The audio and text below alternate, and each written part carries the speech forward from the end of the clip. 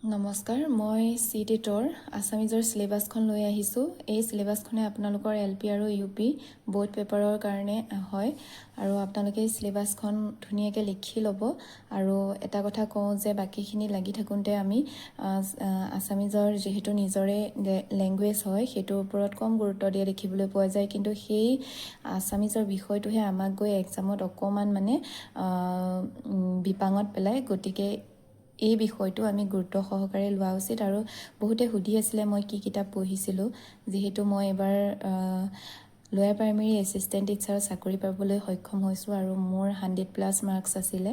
গতিকে আপোনালোককো কওঁ, আপোনালোকে মই যিটো পঢ়িছিলোঁ মই সেইটোহে ক'বলৈ চেষ্টা কৰিছোঁ।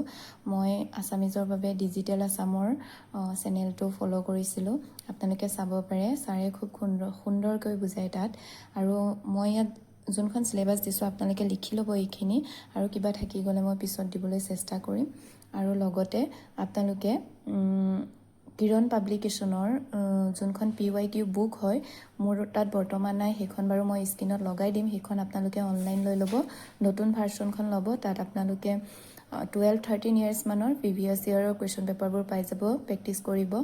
আৰু চিলেবাছখন পোনপ্ৰথমে গোটাই ল'ব গোটেইখিনিৰে। মই দিছোঁৱেই বাৰু, ইয়াৰ আগৰখিনি দিয়া হৈ আছে। আছামিজখন ভালকৈ নাছিল বাবে মই দি দিছোঁ এতিয়া। আৰু লগতে আপোনালোকে PYQ লৈ পেলাই অকল চালেই নহ'ব, তাত টাইম মেনেজমেণ্টৰো কথা আহে। এইখিনি আপোনালোকে কেনেকৈ মেনেজমেণ্ট কৰিব মই নেক্সট ব্লগত লৈ আহিম। গতিকে আপোনালোকে মোৰ চেনেলটো ছাবস্ক্ৰাইব কৰি থ'বলৈ নাপাহৰিব।